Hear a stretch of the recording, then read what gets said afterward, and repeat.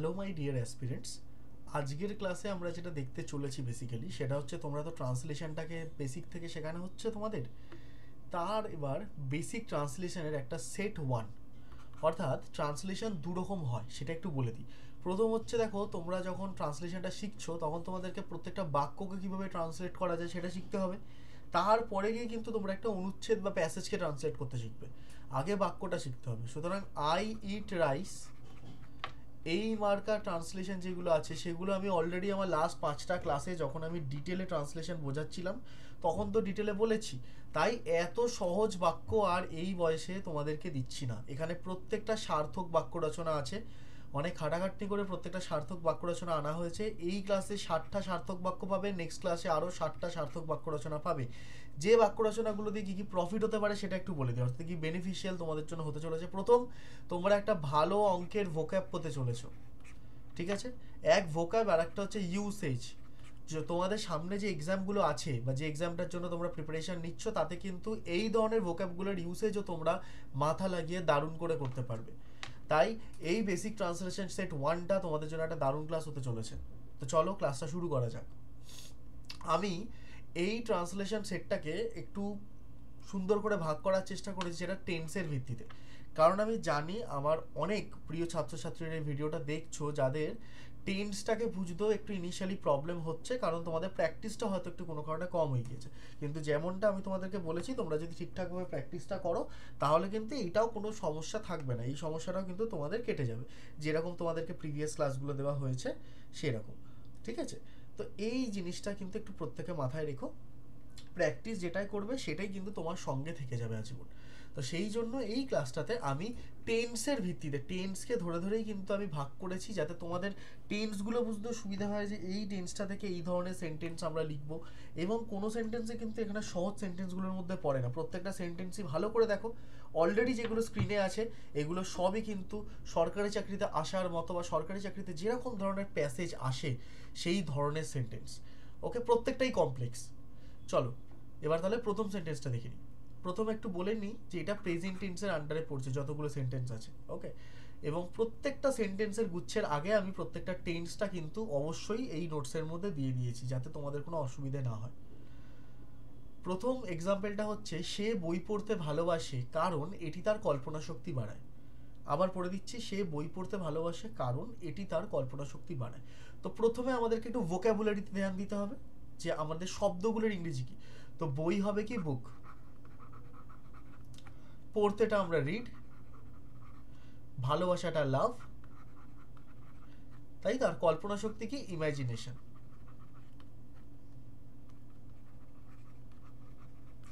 ঠিক আছে, তাহলে আগে তো তোমাদেরকে এটা বুঝতে হলো যে মেন ওয়ার্ডগুলো কি কি, ওয়ার্ড কাউন্টটা আগে বুঝতে হবে।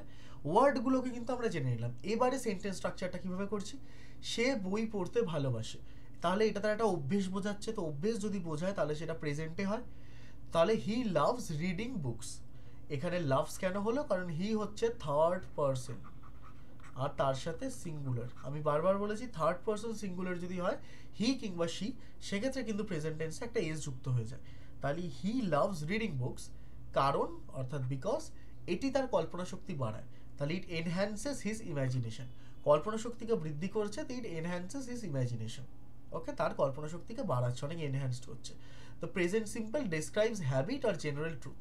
আমরা এটা কি বুঝলাম যে এটা সিম্পল প্রেজেন্টে আছে, তাই কি হিসাবে এখানে আমি নিচে এটাও ডিসকাস করে দিয়েছি যে এটা একটা জেনারেল ট্রুথ বা কোনো এক ধরনের সার্বজনীন সত্যকে বলছে, কিংবা এটা কোনো একটা হ্যাবিট বোঝাচ্ছে। তাহলে যখন আমরা এটা সেন্টেন্সটা পড়লাম আমরা কি বুঝতে পারলাম যে সত্যি সত্যি এটা একটা হ্যাবিট বোঝাচ্ছে। আর যখন এটা একটা হ্যাবিট বোঝাচ্ছে তখন ডেফিনেটলি এটা সিম্পল প্রেজেন্টে পড়ছে বা প্রেজেন্ট ইনডেফিনিটে পড়ছে। চলে আসছি দ্বিতীয় সেন্টেন্সে। দ্বিতীয় সেন্টেন্সে বলা হচ্ছে, আমি জানি যে তুমি অনেক কষ্ট করছো। এখানে কিন্তু করছো লেখা আছে। সো এটা কি সেটা কি বিষয় হচ্ছে, কষ্টর ইংরেজিটা কি? এটা ওয়ার্কিং ভেরি হার্ড। হার্ডশিপটাকে আমরা কষ্ট বলি সাধারণত। ঠিক আছে, হার্ডশিপ, স্ট্রাগল, হার্ডশিপকে বলি, স্ট্রাগলকে বলি। ঠিক আছে, এইগুলোকে আমরা বলি। তো এটার ইংরেজিটা একটু দেখে নিই। আই নো, আমি জানি ইংরেজি আই নো যে মানে দ্যাট তুমি অনেক কষ্ট করছো, you are working very hard. তাহলে এবার এটা কিসে হলো, প্রেজেন্ট সিম্পল, মানে এই সেন্টেন্সটা সিম্পল প্রেজেন্টে আর দ্বিতীয় সেন্টেন্সটা প্রেজেন্ট কন্টিনিউয়াসে হলো, কারণ একটা ফ্যাক্ট আর একটা অনগোয়িং অ্যাকশন বোঝাচ্ছে। অর্থাৎ আমি জানি যে তুমি কষ্ট করছো, ভালো করে বুঝবে, আমি জানি যে তুমি কষ্ট করছো, আমি জানি এটা একটা ফ্যাক্ট, কারণ আমি জানি। এবার তুমি যে কষ্ট করছো এটা যে আমি জানি, এইটা তো একটা অনগোয়িং অ্যাকশন, কারণ তোমার কষ্টটা কিন্তু আমি যখন জানি তখনও কষ্টটা চলছে, আর যখন কোনো কিছু চলছে তাহলে সেটা কন্টিনিউয়াস হয়, একদম কমন সেন্স। তো প্রেজেন্ট কন্টিনিউয়াসটা এখানে ব্যবহার করা হয়েছে। এবার চলে আসবো 3 নম্বরটাতে। যখন সে গান গায় সবাই চুপ হয়ে যায়। ওকে, দুটো সেন্টেন্স আছে। তো যখন সে গান গায়, গান হচ্ছে সং, আর সবাই চুপ হচ্ছে সাইলেন্ট। তাহলে when he sings everyone falls silent, এখানে এভরিওয়ানটাও কিন্তু সিঙ্গুলারই ধরা হয়েছে, everyone falls silent, সবেই ফলের জায়গায় ফলস হলো। ওকে, তো everyone falls silent। তো এখানেও সিম্পল প্রেজেন্ট ব্যবহার করা হয়েছে, used for general truth and habitual actions. Actually এটা 1 নম্বর সেন্টেন্সটার মতোই। ওকে, তোমরা এটার মিলটা পেয়ে যাবে। চলে আসছি 4 নম্বরে। তুমি জানো না যে আমি এখানে অপেক্ষা করছি। ওকে, অপেক্ষার ইংরেজি হচ্ছে ওয়েট। ওকে, তাহলে you don't know that I am waiting here, তুমি জানো না যে আমি এখানে অপেক্ষা করছি। তো এটা আবার কীরকম, এটা 2 নম্বরটার মতো হয়ে গেল। খুব সুন্দর করে এটা করা হয়েছে 2 নম্বরটার মতো। কেন? প্রথমটা ছিল আমি জানি, 2 নম্বরটা দেখো, আর 4 নম্বরটা দেখো তুমি জানো না, তাহলে এটাও ফ্যাক্ট। তো তুমি জানো না এটা ফ্যাক্ট হচ্ছে, তারপরটা হচ্ছে প্রেজেন্ট কন্টিনিউয়াস, যে আমি এখানে অপেক্ষা করছি, করছি মানে আমি এখনো করছি, তাহলে এটা তো ওয়েটিং হবে। তাই হলো you don't know that I am waiting here. প্রত্যেককে আর একবার বলি যে এই সমস্ত সেন্টেন্সগুলোর যে স্ট্রাকচার, মানে গ্রামাটিক্যাল স্ট্রাকচার যে এখানে লিখে দেখাচ্ছি, ধর একটা সাবজেক্ট বসবে, ঠিক আছে, তারপরে ভার্ব বসবে, তারপরে অবজেক্ট বসবে, ভার্বটার কোনটা শেষে ইডি হবে, কোনটাতে আইএনজি হবে, কোনটার আগে বিন হবে, কোনটার সাথে বিইআইএনজি হবে, এই সমস্ত কিছু কিন্তু আমার বিগত 5 থেকে 6টা ক্লাস আমি এক্সপ্লেন করেছি। এইটা একটু অ্যাডভান্স হয়েছে তার থেকে, যাতে তোমাদেরকে আমি সেন্টেন্সগুলো সম্পর্কে আলোচনা করতে পারি, সেইগুলো কিন্তু তোমরা আমার পাস্ট ক্লাসগুলো থেকে পেয়ে যাবে অটোমেটিক্যালি। ওকে, 5 নম্বর সেন্টেন্সটা দেখো। যদি সে আসে আমি তাকে খবরটি জানাবো। If he comes I will tell him the news. যদি সে আসে আমি তাকে খবরটি জানাবো। তাহলে যদি সে আসে মানে কি, যদি আসে, একটা যদির কনসেপ্ট আছে। তো if he comes, okay, if he comes I will tell him the news. Okay, তাহলে এটা কীরকম, এটা একটা কন্ডিশনাল সেন্টেন্স। কন্ডিশনাল সেন্টেন্সের অর্থ হচ্ছে যদি তবে, যদি তুমি এটা করো তবে আমি সেটা করব, যদি তুমি আসো তবে আমি এটা করব। তো যদি তবে মার্কা সেন্টেন্সগুলোকে আমরা সহজ করে নেওয়ার জন্য আমরা কন্ডিশনাল সেন্টেন্স বলে থাকি। তো সেটাকে সিম্পল প্রেজেন্টের মধ্যে রয়েছে ইফ হি কামস, তাহলে কি দাঁড়াচ্ছে, if he comes I will tell him the news. তো এইখানটা ফিউচারে হলো এই পার্টটা, কিন্তু এই পার্টটা ফিউচারে হলো, মেন সেন্টেন্সটা কিন্তু প্রেজেন্টেই আছে। রিজন, কারণ সে এখনো ফিউচারে আসবে কি না তার সিওরিটি নেই। তো এইখানে বেশ কিছু প্রেজেন্টকে নিয়ে আমরা নাড়াচাড়া করলাম, প্রেজেন্ট কন্টিনিউয়াসকে করলাম, সিম্পল প্রেজেন্টকে করলাম। এবার আমরা পাস্ট টেন্স দেখব। ওকে, চলো দেখে নেওয়া যাক পাস্ট টেন্স এগুলো।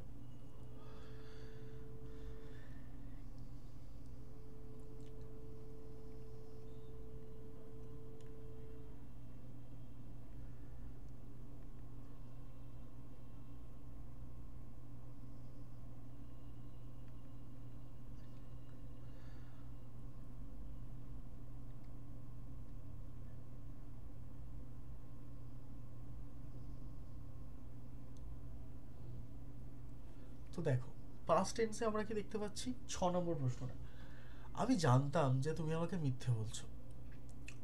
এক্ষেত্রে আমি জানতাম, আগেরটা ছিল আমি জানি। তাহলে জানি আর জানতাম, জানতাম মানে আমি আগেই জানতাম। তাহলে আমি জানতাম যে তুমি আমাকে মিথ্যে বলছো, তাহলে আমি জানতামটা অলরেডি পাস্ট। তো আই নিউ, মেন ভার্বটা কি ছিল, নো, প্রেজেন্ট ফর্মটা, তাই তো, নো নিউ, আর আরেকটা ফর্ম কি হয় যেটাকে আমরা নোন বলি, বাস এই তো। তাই knew that you were lying to me. তাহলে একটা পাস্ট সিম্পল অর্থাৎ পাস্ট ইনডেফিনিট, আর একটা পাস্ট কন্টিনিউয়াস, একটা পাস্ট অ্যাকশন বোঝালো আর একটা অনগোয়িং অ্যাকশন বোঝালো পাস্টের, দ্যাটস ইট। এইভাবেই এই সেন্টেন্সগুলো হবে। 7 নম্বর প্রশ্ন, আরেকবার বলে দিচ্ছি কিন্তু, এই প্রত্যেকটা সেন্টেন্স যে একবার প্র্যাকটিস করে নেবে তার 50 থেকে 70% সেন্টেন্স তোমাদের মেন্সের ডেসক্রিপটিভে আটকাবে না, কারণ এখানে সেইভাবেই সেন্টেন্সগুলোকে রাখা হয়েছে। ওকে, তো 7 নম্বর প্রশ্নটাতে বলা রয়েছে,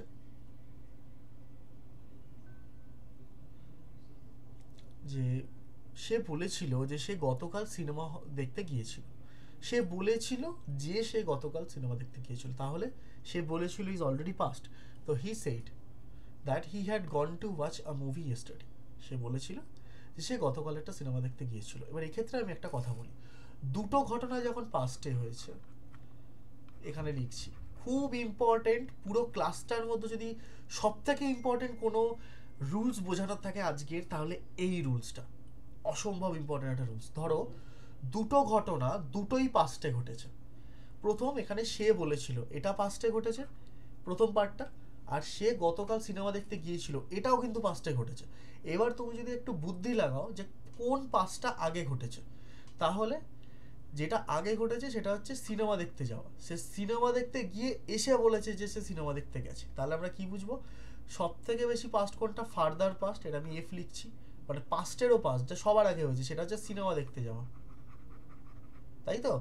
আর নর্মাল সিম্পল পাস্ট কোনটা? যে সে বলেছে। তো এই ধরনের সেন্টেন্স তুমি প্রচুর পেতে চলেছো ভবিষ্যতে, প্রচুর। সেখানে দুটো অতীতকালের মধ্যে যখন কম্প্যারিজন হবে, তার মধ্যে দুটো অতীতের মধ্যে অপেক্ষাকৃতভাবে যে অতীতকালটা অন্য একটা অতীতের থেকে আগে ঘটেছে সেটাকে পাস্ট পারফেক্ট করে দেওয়া হবে, আর যেটা তার পরে হয়েছে সেটা পাস্ট ইনডেফিনিট হবে। এই ব্যাপারটা কিন্তু অনেক রতি মহারথীদের আমি গুলিয়ে যেতে দেখেছি। এই জিনিসটা কিন্তু প্র্যাকটিসে রাখতে হবে। আমি ফেসবুক ইনস্টাগ্রামেও আজকাল তো এগুলো চলেই, সেখানেও অনেকের আমি ইংরেজি পোস্ট দেখি যেখানে আমি প্রচুর গ্রামাটিক্যাল মিস্টেক পাই, যার মধ্যে এই মিস্টেকটা একটা অন্যতম মিস্টেক। যদি প্রশ্ন করো স্যার এটা আমাদের শিখে কী হবে, তোমাদের পরীক্ষাতে ইংরেজি আছে, প্রিলিমসে এরর কারেকশানস আছে, সেখানে এই জিনিসগুলো ভরে ভরে আসে। তার মধ্যেই কিন্তু তোমার চাকরি পাওয়াটাও ম্যাটার করছে, এবং অবশ্যই একটা ভালো লিখতে জানলে সেটা একটা আলাদা স্যাটিসফ্যাকশান তোমাকে দেবে, এরর ফ্রি লেখা। তো সেই জন্যে দুটো জিনিসই যখন অতীতে হবে, সব থেকে বেশি অতীতটাকে আমরা করে দেবো কি পাস্ট পারফেক্ট, যেটা একটু কম অতীত সেটা হবে সিম্পল পাস্ট। ঠিক সেই হিসাবে উনি যখন বলেছিল সেটা সিম্পল পাস্ট, আর উনি যখন সিনেমা দেখতে গিয়েছিল সেটা পাস্ট পারফেক্ট। চলে আসছি 8 নম্বরে। দেখো, যখন আমি স্কুলে ছিলাম আমি নিয়মিত এই পথ দিয়ে যেতাম। যখন আমি স্কুলে ছিলাম তখন আমি নিয়মিত পথ দিয়ে যেতাম।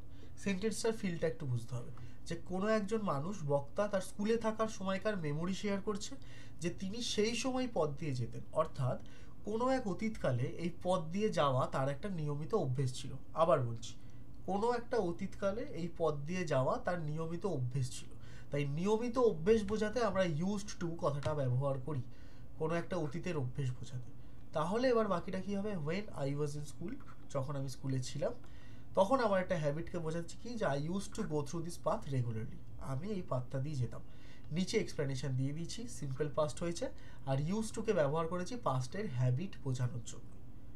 ওকে, চলে আসছি 9 নম্বর সেন্টেন্সে। তুমি যখন পৌঁছেছিলে তখন আমি আমার হোমওয়ার্ক শেষ করেছিলাম।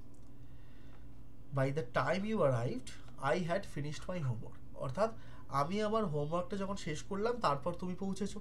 তাহলে পৌঁছেছোটা পরে হয়েছে অতীতের দিক থেকে, আমার হোমওয়ার্ক শেষটা অপেক্ষাকৃত একটু আগে হয়েছে। যেহেতু অপেক্ষাকৃত একটু আগে হয়েছে তাই ওটা হ্যাড ফিনিশড হলো। আর তুমি যখন পৌঁছেছিলে ওটার আগে ইউ হ্যাভ অ্যারাইভড হয়নি, ইউ হ্যাড অ্যারাইভড হয়নি, ইউ অ্যারাইভড হয়েছে। অর্থাৎ নিচেরটা সিম্পল পাস্ট হলো ইউ এর পার্টটা, আর হোমওয়ার্কের পার্টটা পাস্ট পারফেক্ট হলো। কারণ আমরা একটু আগে যেটা বাংলাতে এক্সপ্লেন করে দিলাম সেটা ইংরেজিতে এখানে বলা রয়েছে an earlier past action was completed before another past event. Okay, ওই দুটো, একটা ফার্দার পাস্ট বা আর্লিয়ার পাস্ট, আর একটা নর্মাল পাস্ট ইভেন্ট। সেই জন্য যেটা খুবই ফার্দার পাস্ট সেটা পাস্ট পারফেক্ট হয়ে যাবে, যেটা নর্মাল পাস্ট ইভেন্ট সেটা নর্মাল পাস্ট ইভেন্টের সিম্পল পাস্ট হয়ে যাবে। চলে আসছি 10 নম্বরে। 10 নম্বরে বলা রয়েছে সে জানতো না যে তুমি তখন অপেক্ষা করছিলে। ওকে, এখানে কি হচ্ছে, এখানে একটা পাস্ট টেন্স রয়েছে, আর একটা যে পাস্ট টেন্সের সময়তে সে যে কথাটা শেয়ার করছে সেটা কন্টিনিউয়াস হয়ে আছে। ভালো করে দেখো, এই যে সে জানতো না এটা পাস্ট, যে তুমি তখন অপেক্ষা করছিলে, অর্থাৎ সে সেই মানুষটা সেই সময় টানা অপেক্ষা করছিল। তাহলে এটা সিম্পল পাস্ট আর পাস্ট কন্টিনিউয়াসের একটা মিক্সচার আছে। তো হি ডিড নট নো, সে জানতো না that you were waiting at that time, ongoing past action, তাই ইউ ওয়্যার হবে। ওকে, চলে আসছি এবার ফিউচারে। এরপর এখানে প্রচুর আছে, দেখতে পাবে।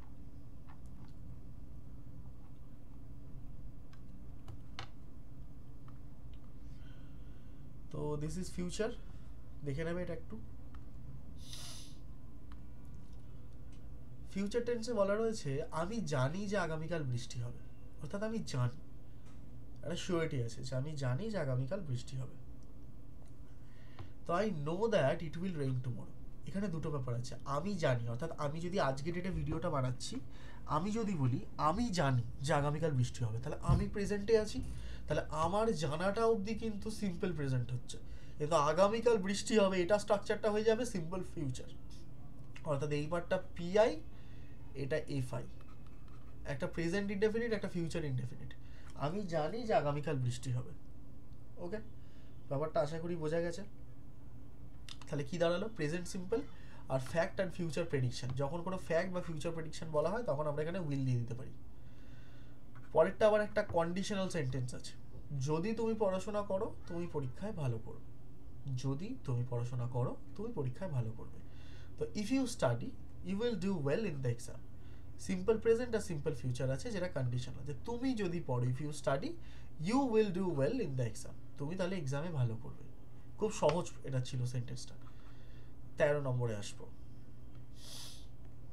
দেখো বলা হচ্ছে যে যখন আমি পৌঁছবো তখন সে তার প্রজেক্ট শেষ করবে। এটাও কন্ডিশনাল সেন্টেন্স আছে কাইন্ড অফ। তো by the time I arrive, যখন আমি পৌঁছাবো, he will have completed his project. By the time মানে হচ্ছে যখন আমি পৌঁছবো, ঠিক যেই মুহূর্তে, এই বাই দ্য টাইম মানে ঠিক যেই মুহূর্তে আমি পৌঁছবো, he will have completed his project, সে তার প্রজেক্টটা কমপ্লিট করবে। তো এটা সিম্পল ফিউচার রয়েছে, মানে ফিউচার ইনডেফিনিট আর ফিউচার পারফেক্ট রয়েছে। ঠিক আছে, যখন আমি পৌঁছাবো, এটা ফিউচার অ্যাকশনের সিকোয়েন্সটা বোঝানো, যেরকম পাস্টে একটা হয় কি পাস্ট ইনডেফিনিট আর পাস্ট পারফেক্ট, ঠিক সেরকমভাবে ফিউচার ইনডেফিনিট আর ফিউচার পারফেক্ট এভাবেই হয়। মানে আমরা যখন প্রেজেন্টটা দাঁড়িয়ে এমন কথা বলি যে দুটো শব্দ বলছি, দুটো লাইন বলছি, দুটো লাইনই পাস্টে হচ্ছে, সেখানে তো আমরা কি করি, বেশি পাস্টটাকে পারফেক্ট করে দিই। এখানেও তাই, আমরা যখন ভবিষ্যতের কথা বলছি একই রকমভাবে প্রেজেন্টে দাঁড়িয়ে, সেখানেও তো সেরকম কিছু গ্রামারে চেঞ্জ হবে, তো সেই চেঞ্জটার কথা এখানে বলা হচ্ছে। ওকে, এর পরেরটা দেখে নিই। তুমি কি জানো কখন আমরা কাজটি শেষ করব? তো do you know when will finish this task? তো এটা সিম্পল প্রেজেন্ট আর ফিউচার রয়েছে, যেটা কোয়েশ্চেনে রয়েছে। এবারে 15 নম্বর প্রশ্ন। সে বলবে যে সেই কাজটি সম্পন্ন করবে, অর্থাৎ সে বলবে, এখনো কিন্তু বলেনি। আমি প্রত্যেকেই সবসময়ের জন্য একটা কথা বলেছি আমার প্রত্যেকটা ক্লাসে, যে তোমরা যখন যে থেকে যেখানে অনুবাদ করবে, অনুবাদ করার আগে যে অনুচ্ছেদটা হবে, যে লাইনটাকে অনুবাদ করতে চাও, সেই লাইনটা সম্পর্কে না একটু ধারণা করাটা আগে জরুরি। তাই এখানে যদি লাইনটা কয়েকবার পড়ো, তাহলে তোমরা সব থেকে ভালো বুঝতে পারবে যে এটার অনুবাদটা কীরকম হবে। ওটাই প্রথম ধাপ, ঠিক আছে? তাহলে সে বলবে যে সে কাজটি সম্পন্ন করবে, তো he will say that he will complete this task. সে বলবে যে সে কাজটি সম্পূর্ণ করবে, এটা একটা future statement. He will say that, এইটা কিন্তু মাথায় রাখবে। হি সেজ হবে না, সে বলবে, মানে এখনো বলেনি। এরপরে প্রেজেন্ট পারফেক্টের কিছু ইম্পর্টেন্ট এক্সাম্পলস তোমাদেরকে দেব।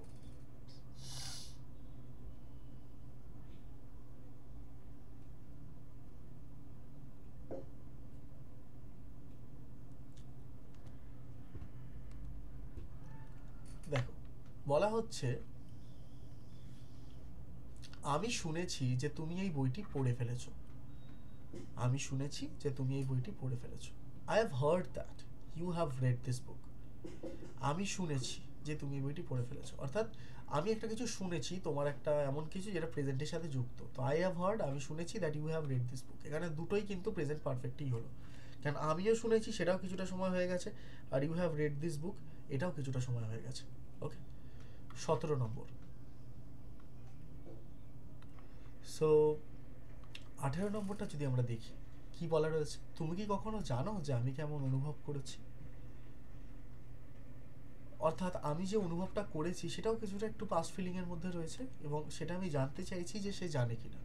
তো have you ever known how I felt? তুমি কি কখনো জেনেছো? দ্যাট ইজ প্রেজেন্ট পারফেক্ট রয়েছে আর সিম্পল পাস্ট রয়েছে, কারণ এখানে কম্বিনেশন রয়েছে একটা রেলেভেন্স আর পাস্ট ফিলিংয়ের। আমি আগেই বললাম ফিলিংয়ের কম্বিনেশন আছে। তো এই ধরনের প্রশ্নগুলোকেই আমি কেন এখানে আনলাম ট্রান্সলেশনে, এইগুলোতেই কিন্তু মেনলি নাম্বারটা কাটা যায় ভালোভাবে লিখতে না পারলে। জাস্ট এই সোর্সটা দেখে নাও, এখান দিয়ে তোমরা আরামসে এরকম আরও 100টা সেন্টেন্স বানাতে পারবে। 19 নম্বরে কি বলা রয়েছে, আমরা ইতিমধ্যে ঠিক করেছি যে আমরা কোথায় যাব। সো আমরা ঠিক করে ফেলেছি অলরেডি, তাহলে এটা হয়ে গেল কি পারফেক্ট টেন্স প্রেজেন্টের। আর আমরা কোথায় যাব, তাহলে এটা হয়ে গেল ফিউচার, তাই না? তো we have already decided where we will go, তাহলে প্রেজেন্ট পারফেক্ট আর সিম্পল ফিউচার, একটা ডিসিশন আর একটা ফিউচার প্ল্যান। খুব সুন্দর। চলে আসছি 20 নম্বরে। 20 নম্বরটা দেখবে ভালো করে। 20 নম্বরে কি বলা রয়েছে?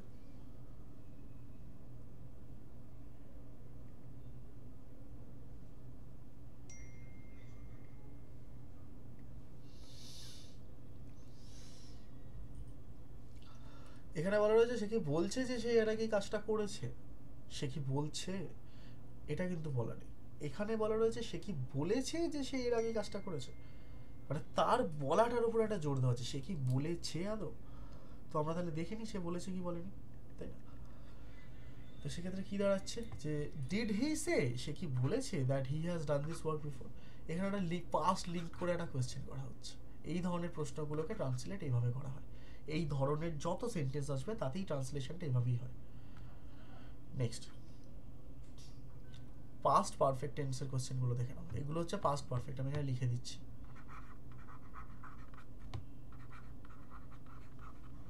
পাস্ট পারফেক্ট, ঠিক আছে?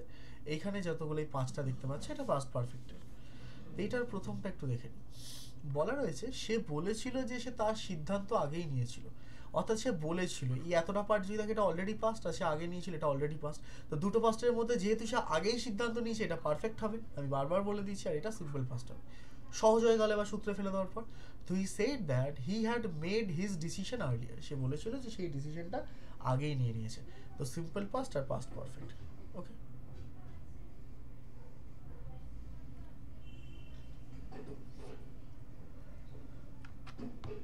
এরপরে 22 নম্বর, তুমি যখন পৌঁছেছিলে আমরা ইতিমধ্যেই খাওয়া শেষ করেছিলাম, অর্থাৎ আমরা যখন খাওয়া শেষ করে দিয়েছিলাম দেন তুমি পৌঁছেছিলে, সেটাই বলা।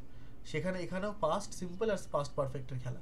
তো by the time you arrived, তুমি যে সময় পৌঁছালে, we had already finished eating, আমরা আমাদের খাওয়া শেষ করে ফেলেছি। 23 নম্বর, তারা জানতো যে তারা ভুল করছে, তারা জানতো, সুতরাং এটা পাস্টে রয়েছে যে তারা ভুল করেছে।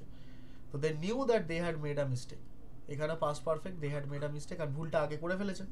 তারা জানতো যে তারা ভুল করেছে, এটা একটা sequence of event, sequence of ইভেন্টের মধ্যে যেটা অনেকটা আগে হয়েছে সেটাকে পারফেক্টে ফেলবো, আর বাকিটা নর্মাল পাস্টে। 24 নম্বরটা দেখে নেবো। আমি বুঝতে পারলাম যে আমি বিষয়টি ভুল ব্যাখ্যা করেছিলাম, আমি বুঝতে পারলাম যে আমি বিষয়টি ভুল ব্যাখ্যা করেছিলাম, আমি বুঝতে পেরে গেছি, সুতরাং এটা পাস্ট। আর আমি যদি ব্যাখ্যাটা আমি বুঝতে পারারও আগে করেছি তাহলে ওটা past perfect. So I realize that I had misunderstood the matter, আমি রিয়েলাইজ করলাম যে ম্যাটারটাকে মিসআন্ডারস্টুডই করেছি। 25 নম্বরটা দেখে নেবো। এরপরে যে সেন্টেন্সটা আমরা দেখতে চলেছি সেটা হচ্ছে যে আমি বুঝতে পারলাম বিষয়টি ভুল ব্যাখ্যা করেছিলাম, এটা গেল। 25 নম্বর, যখন তুমি ফোন করেছিলে আমি আমার কাজ শেষ করেছিলাম, অর্থাৎ ফোন করার সময়তেই কাজটা শেষ হয়ে গেছিলো। তো when you called I had finished my work. আশা করি বুঝতে পারছো, এই কনসেপ্টগুলো প্রায় সেমই আছে। এরপর ফিউচার পারফেক্ট, এই ফিউচার পারফেক্ট যে বিষয়টা, এই ফিউচার পারফেক্টে বহু প্রশ্ন ভুল হওয়ার চান্স থাকে, কারণ আমরা ফিউচারে কী করে বিষয়টা পারফেক্ট হতে পারে এই ব্যাপারটাকে নিয়ে কিন্তু একটা কনফিউশন থাকে। চলো আমরা এই ব্যাপারটা একটু ডিটেলে দেখে নিই। আগামীকাল সন্ধ্যার মধ্যে আমি এই কাজটি শেষ করব। ওকে, অর্থাৎ আমি ভবিষ্যতে একটা কাজ করার কথা বলছি, যে কাজটাকেও আমি কোন সময়ের মধ্যে শেষ করব সেটাও বলছি। তাহলে কিন্তু ব্যাপারটা একটু বুঝে নিতে হয় যে আমি আগামীকাল সন্ধ্যার মধ্যে কাজটা শেষ করব, আগামীকাল সন্ধ্যার মধ্যে, তাই by tomorrow evening I will have completed this task, এটা ফিউচার পারফেক্ট। কী করে বুঝবে ফিউচার পারফেক্ট মনে হচ্ছে? যখন আমরা ভবিষ্যতের কোনো একটা অ্যাকশনকে বলি এবং সেই অ্যাকশনটা আমরা একটা সার্টেন টাইমের মধ্যে কমপ্লিট করবো, এরকম কিছু একটা বলি, তাহলে আগামীকাল সন্ধ্যা একটা টাইম খেলি বলে দেওয়া হচ্ছে এবং আমি তার মধ্যে এটা শেষ করব। তো এই ব্যাপারটা বোঝা যাচ্ছে। তো future action that will be completed by certain time, একটা সময়ের মধ্যে যে অ্যাকশনটা কমপ্লিট হবে। এরপরেরটা, যখন তুমি পৌঁছবে সে ইতিমধ্যে চলে যাবে, ঠিক আছে? তো একটা ফিউচার ইভেন্টের আগেই আর একটা কমপ্লিট হয়ে যাচ্ছে, তো by the time you arrive he will have already left. দুটোই ফিউচার, কিন্তু সেই দুটোই ফিউচারের মধ্যে কোনো একটা ফিউচার আগেই হয়ে যাচ্ছে, সেটা এইভাবে লিখতে হবে। 28 নম্বর, আমরা আশা করছি যে তারা তাদের মতো কাজটা শেষ করে ফেলবে। তো এখানে তারা তাদের মতো কাজটা শেষ করে ফেলবে, এই যে একটা হচ্ছে পারফেক্ট টেন্স, আর আমরা আশা করছি মানে কন্টিনিউয়াস, তো present continuous, we are hoping that they will have completed their work, তারা তাদের কাজটা নিশ্চয়ই কমপ্লিট করে ফেলবে, এটা এক্সপেকটেশন রিলেটেড সেন্টেন্স। 29, আগামী সপ্তাহে আমরা আমাদের লক্ষ্য অর্জন করব, অর্থাৎ আমরা সপ্তাহটাও বলে দিলাম কখন করব, সুতরাং এটা ফিউচার পারফেক্ট হয়ে গেল। তো by next week we will have achieved our goal, তো এতক্ষণের মধ্যে আমাদের লক্ষ্য অ্যাচিভ হয়ে যাওয়ার কথা। সুতরাং বুঝতে পারছি আমরা ফিউচার পারফেক্ট কীভাবে ওয়ার্ক করে, আসলে ফিউচার পারফেক্টের ফান্ডাটা কী। এরপরে 30 নম্বর প্রশ্ন। তো এরপরে হোয়াট উই উইল সি যে 29-এর পর 30টা দেখে নেব। তুমি ফিরে আসার আগে আমি আমার সব কাজ শেষ করব। অর্থাৎ এই দুটো যে সেন্টেন্স আমাদের সামনে আছে, যে তুমি ফিরে আসার আগে আমি আমার সব কাজ শেষ করব, দুটোই ফিউচারে আছে, তাই এটাকে আমরা ফিউচার পারফেক্টের কনসেপ্টটা দেবো যে তুমি ফিরে আসার আগে। অর্থাৎ এখানে বক্তা একটা সময় বেঁধে দিল, আর যেহেতু বক্তা একটা সময় বেঁধে দিল তাহলে এটা হয়ে গেল ফিউচার পারফেক্ট, যে আমি এই সময়টার মধ্যে ভবিষ্যতে কাজটা কমপ্লিট করব। তাহলে আমি কোন কাজটা কমপ্লিট করব? সেই কাজটা যেটা তুমি ফিরে আসার আগে করবে। তাই তুমি ফিরে আসার আগেটা হয়ে যাবে I will have finished all my work before you return. That's it. এরপরে কিছু মিক্সড সেন্টেন্স দেখাবো যেগুলো খুব ইম্পর্টেন্ট, কমন যোগ্য। এই ধরনের সেন্টেন্সগুলো হলেই শিখে গেলে একবার প্র্যাকটিসটা, তোমাদের আমাদের অ্যাডভান্স ট্রান্সলেশন সেটটা বুঝতে সুবিধা হবে, কারণ এইটার পরে আরেকটা পাবে, তারপরে কিন্তু অ্যাডভান্স ট্রান্সলেশন সেটে কিন্তু আমরা মুভ অন করে যাব। এই সিরিজেই কিন্তু তোমরা এটা পেতে চলেছ। 31 নম্বর সেন্টেন্সটা আমরা একটু দেখব। এখানে বলা হচ্ছে সে জানতো না যে আমি ইতিমধ্যে চলে এসেছি। সে জানতো না যে আমি ইতিমধ্যে চলে এসেছি। হি did not no that I had already arrived. অর্থাৎ সে জানতো না এদিকে তো আমি এসে গেছি, সুতরাং আমি তো আগেই এসে গেছি। তাহলে যেহেতু আমি আগে এসে গেছি, এই ফিল্ডটা কিন্তু আগে বন্ধুরা পড়ে বুঝতে হবে যে আমি আগে এসে গেছি। যেহেতু আমরা বুঝে গেছি তাহলে আই হ্যাড অলরেডি অ্যারাইভড, এটা হয়ে গেল পাস্ট পারফেক্ট, কারণ এটা আগে ঘটেছে। তারপরে ফলো করেছে এই ফার্স্ট ইভেন্টটা যে সে জানতো না, তাই সেটা সিম্পল পাস্ট হবে। 32 নম্বর সেন্টেন্সটা আমরা একবার দেখে নেব। যদি তুমি সাহায্য চাও আমি তোমাকে সাহায্য করব। If you ask for help I will help you. এটা কীরকম হলো কেসটা? যদি তুমি সাহায্য চাও, এটাও কিন্তু বলা হচ্ছে যে সিম্পল প্রেজেন্ট, যদি তোমার সাহায্য লাগে, তো if you ask for help আমি তোমাকে সাহায্য করব। কারণ তুমি সাহায্য চাইবে দেন তো করবো, তাহলে এটা হয়ে যাবে হচ্ছে উইল, সিম্পল ফিউচারে হয়ে যাবে, তবেই আমি তোমাকে সাহায্য করব। 33 নম্বর, এবং এখানে আমি বেশ কিছু কেসেস তোমাদেরকে এক্সপ্লেন করে দেবো, দেন বাকি যে কেসেসগুলো থাকবে সেগুলো তোমরা নিজেরা স্টাডি করবে ফার্দার, সেগুলো এখানেই নোটসে আছে। প্রায় 25 থেকে 30টা প্রশ্ন তোমাদের জন্য এক্সট্রা এখানে দেওয়া আছে। আমি এখানে 30টা থেকে 40টা এক্সপ্লেন করব, বাকি প্রায় 20টার মতো তোমরা নিজেরা হোম টাস্কের জন্য রাখবে, এখানে পুরো ডিটেলে দেওয়া আছে নোটসে। ওকে, 34 নম্বর যে প্রশ্নটা, আমি তোমার চিঠি পেয়েছি যে তুমি এখানে আসবে। অর্থাৎ আমি তোমার চিঠি পেয়েছি মানে অলরেডি পেয়েছি, এবং তুমি এখানে আসবে, তুমি কিন্তু এখন আসোনি, তাহলে তো আমি তোমার চিঠি পেয়েছিটা কিন্তু অতীত, আর তুমি এখানে আসবে ওটা ভবিষ্যৎ। অদ্ভুত সুন্দর একটা মিল কিন্তু, অথচ আমরা এই ধরনেরই কিন্তু কথা বাংলায় প্রাচীনকাল থেকে ব্যবহার করছি। তো I received your letter saying that you would come here, যে তুমি বলেছিলে তুমি এখানে আসবে। 35 নম্বর সেন্টেন্স, কি বলা হচ্ছে এই সেন্টেন্সটাতে? যখন সে পৌঁছবে আমরা আমাদের কাজ শেষ করব। যখন সে পৌঁছবে আমরা আমাদের কাজ শেষ করব। When he arrives we will have finished our work. যখন সে পৌঁছবে এটা হচ্ছে কি, আর আমরা আমাদের কাজটা শেষ করব। যতক্ষণে সে পৌঁছে যাবে simple present, when he arrives আমরা আমাদের কাজ শেষ করব, ফিউচার পারফেক্ট। নেক্সট, প্রেজেন্ট কন্টিনিউয়াসের দিয়ে কি কি ধরনের বাক্য রচনা হতে পারে, কি কি ধরনের ট্রান্সলেশন তোমাদেরকে প্র্যাকটিস করতে হতে পারে, সেইটা একটু দেখে নেব।